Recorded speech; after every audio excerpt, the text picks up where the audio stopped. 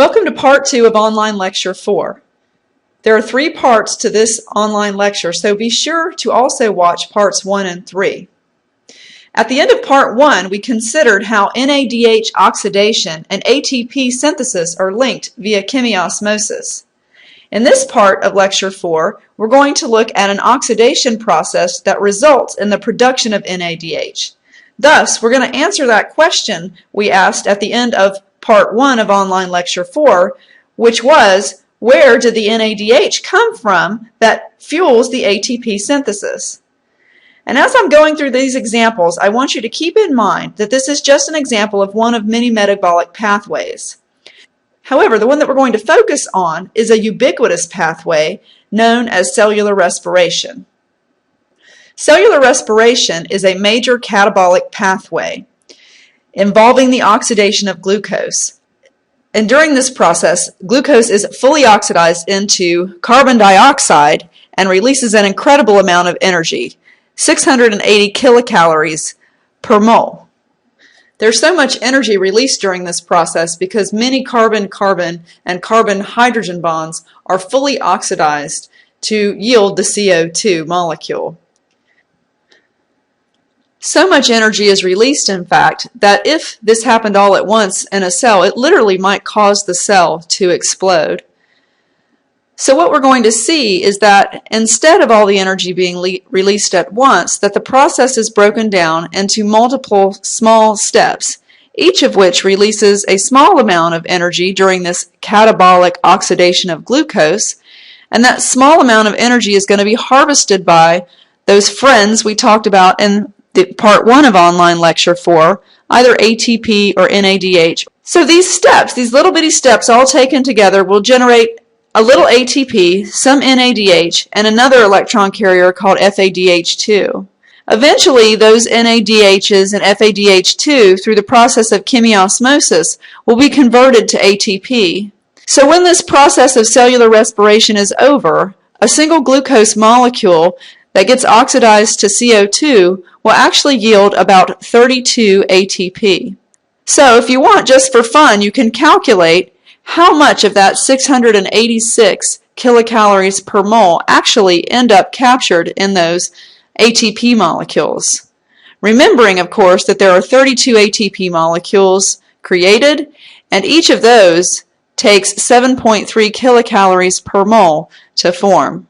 So if you've studied metabolism before, or after you've had this lesson, you might understand why this series of metabolic steps that this glucose oxidation is broken down into has been the bane of many an introductory biology student that says, ugh, why are there so many steps and why do I have to remember all of this? Well, first of all, I'm going to go through in the next few slides quite a bit of detail about the steps involved in this one particular process. I am not expecting you to remember these steps. This is the detail I referred to earlier that I did not want you to focus on.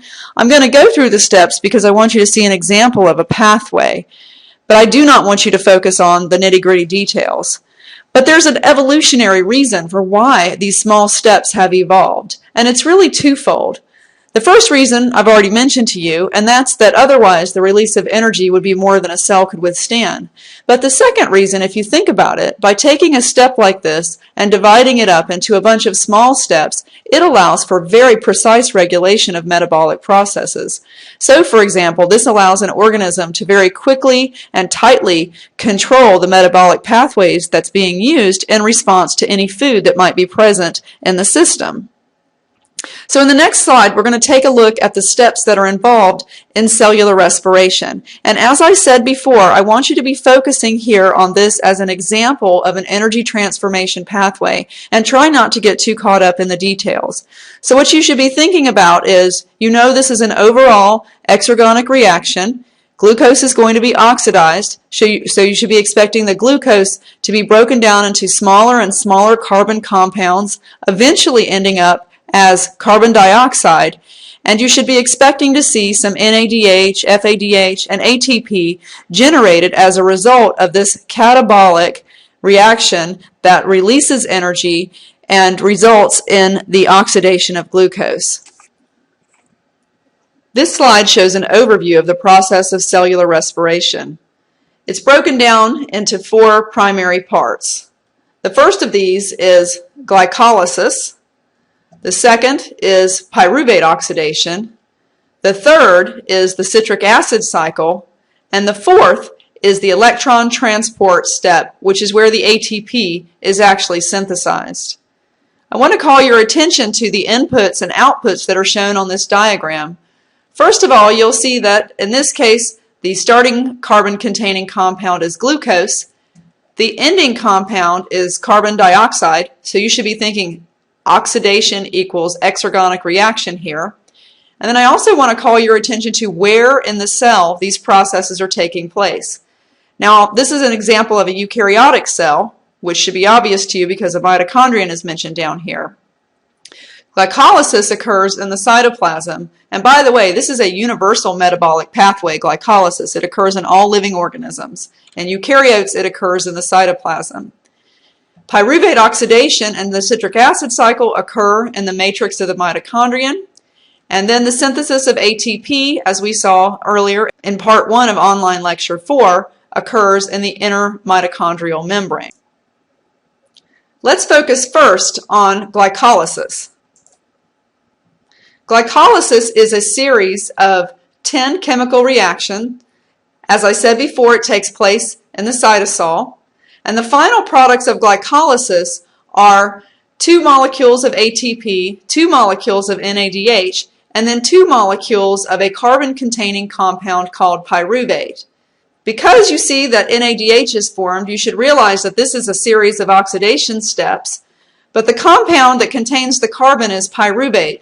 So in this step, in the glycolysis step, the glucose is not fully oxidized to CO2. What we're going to look at in the next few slides is an overview of the process of glycolysis. It shows some steps, but not all, but enough for you to get a picture of what's happening here. In the early stages of glycolysis, 2 ATPs are actually hydrolyzed to donate some inorganic phosphorus that are actually attached to the glucose to yield a new compound, this fructose 1,6-bisphosphate. Recall that these phosphate oxygen bonds are high energy bonds. So this step actually represents a small investment of energy, but this just allows for some energy harvesting steps that come downstream to actually occur. So you can sort of think of it this way, that there are some energy investing steps that lead to greater energy harvest a little bit later on. During the next couple of steps of glycolysis, this fructose 1,6-bisphosphate is actually broken into 2 3-carbon containing compounds, which you can see here, and these are called glyceraldehyde 3-phosphate. Next, these 2 molecules of glyceraldehyde 3-phosphate go through a series of oxidation steps which yield the production of NADH through a reduction reaction and also the synthesis of a couple of ATP molecules. And one thing that you're going to notice here is that the same 2 chemical reactions are shown both on the left-hand side of the screen and the right-hand side of the screen. And the reason for that is at the beginning of glycolysis, you have 1 6-carbon compound, and it was split into 2 3-carbon compounds. So for each molecule of glucose that goes through the process of glycolysis, these series of reactions actually happen twice. And at the end of glycolysis, there are 2 molecules of pyruvate for each glucose. So this pyruvate is then pumped into the mitochondrion, and after reaching the matrix of the mitochondrion, it is oxidized and results in the formation of 1 molecule of NADH. We start to see some carbon dioxide released as waste, and the molecule called acetyl-CoA is formed when pyruvate combines with this coenzyme A. Acetyl-CoA still has some energy left in it, actually quite a bit, that is going to be further metabolized in the next step of this process, which is called the citric acid cycle. This slide shows the citric acid cycle, which is a series of 8 reactions.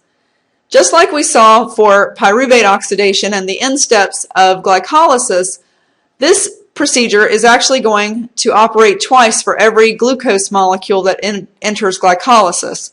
The reason, of course, being that there are 2 acetyl-CoAs for every glucose. And if this gets confusing to you, just count the carbon-containing compounds. And remember, we lost one CO2 in the pyruvate oxidation step, but there are only 2 carbons left in this molecule. Clearly, that glucose had to be split in order to get a molecule this small. So the citric acid cycle takes place in the matrix of the mitochondrion. It starts with this acetyl-CoA, and eventually this acetyl-CoA is oxidized to 2 carbon dioxide. So here's a carbon dioxide that's being produced as waste, and here's the other. And along the way, we see the generation of several molecules of NADH, a new molecule we haven't talked about before that's called FADH2.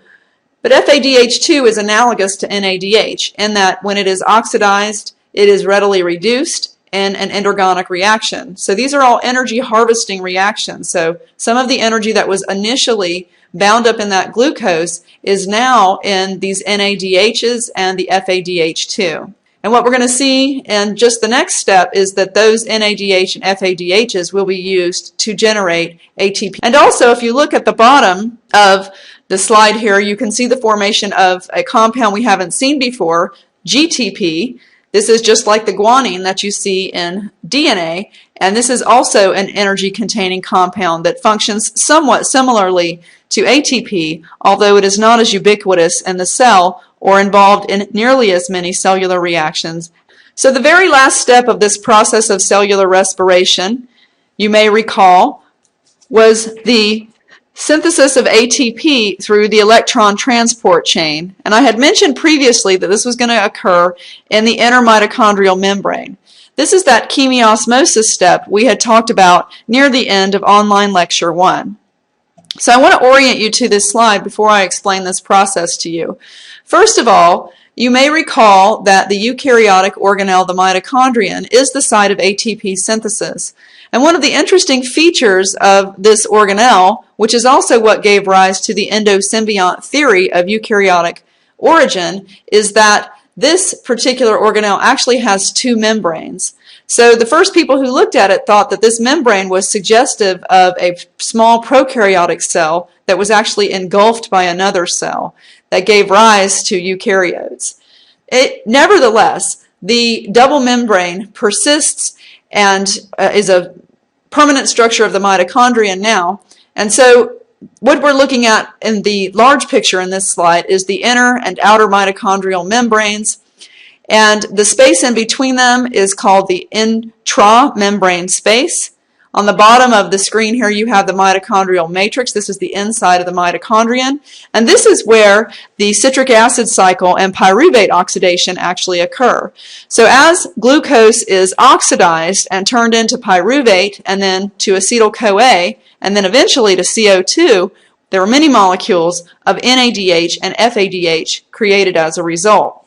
So this is the step where those NADH and FADH2s actually drive ATP synthesis.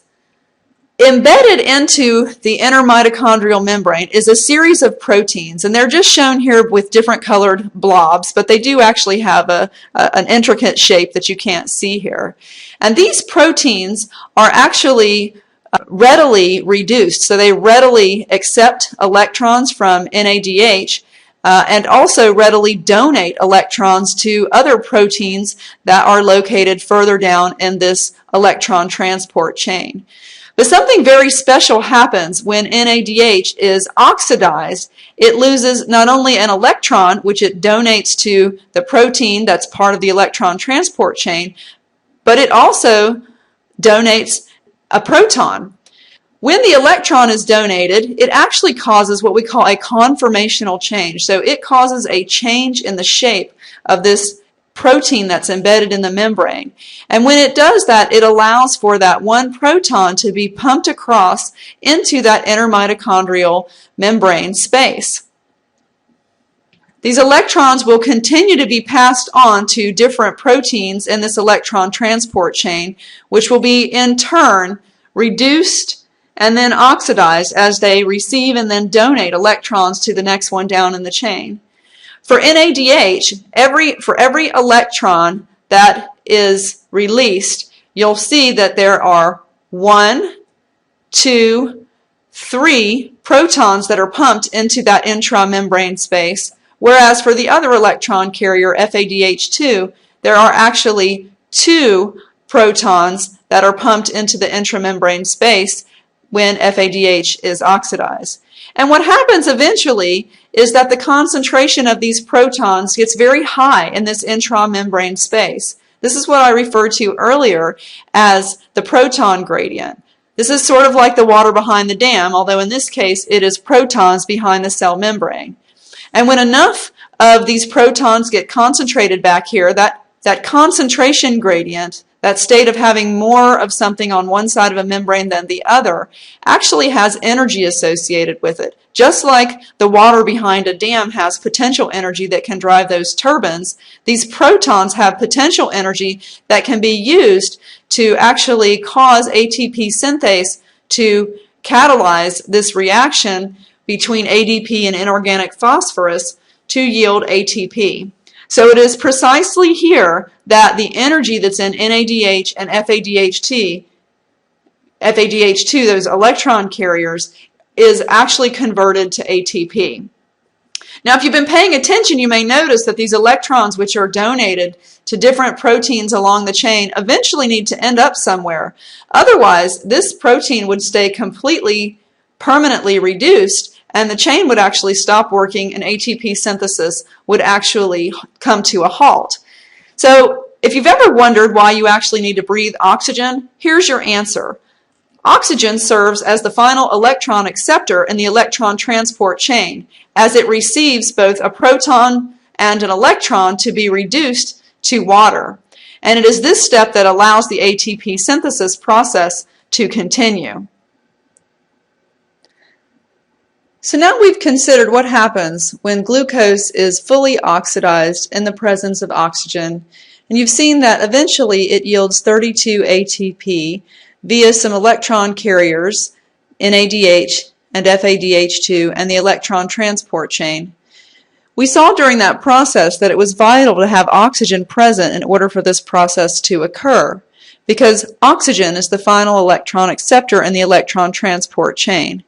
There are times when organisms experience anaerobic conditions, for example down in the muddy soils of a swamp, or even in the muscle tissues of an athlete who is putting a lot of oxygen demand on his or her muscles. So in those conditions, cells still need a way to metabolize and generate some ATP, and also to regenerate the electron acceptor NAD. And the process by which this occurs is fermentation, the process you've been studying in the laboratory. There's one very important difference between fermentation and cellular respiration, and that is that the overall yield of ATP is only 2. And that is the ATP that's made in glycolysis. The rest of the process just serves to regenerate the NAD that's necessary for glycolysis to continue. On the left-hand side of the screen here, you're looking at fermentation as it occurs in mammalian tissues. The first step is glycolysis, which yields the 2 pyruvates, but in the absence of oxygen, that pyruvate goes through a fermentative process. This mammalian process is called lactic acid fermentation. It's given that name because the end product that contains the carbon is called lactic acid. That lactic acid can eventually be further oxidized to yield more energy, but not in the absence of oxygen. On the right-hand side of your screen, you're looking at the fermentation process that we're studying in lab, and this is ethanol fermentation. It differs from lactic acid fermentation in that the carbon-containing compound that's produced at the end is ethanol rather than fermentation. And what you can see from both of these processes is that a little bit of ATP is generated and that NAD is also regenerated so that it can be reduced again to drive the fermentation process.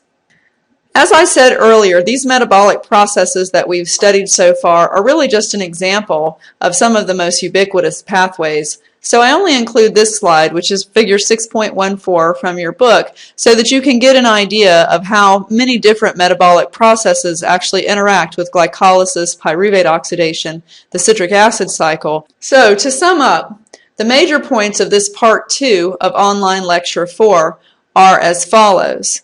You should absolutely understand the relationship between NADH, FADH, and ATP. You should understand all of the steps in cellular respiration, and by that I mean glycolysis, pyruvate oxidation, citric acid cycle, and the electron transport chain. You do not need to know the specific chemical reactions that take place within those.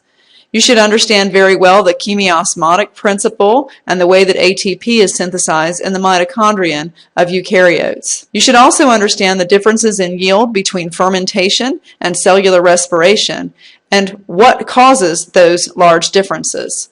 This concludes part 2 of online lecture 4.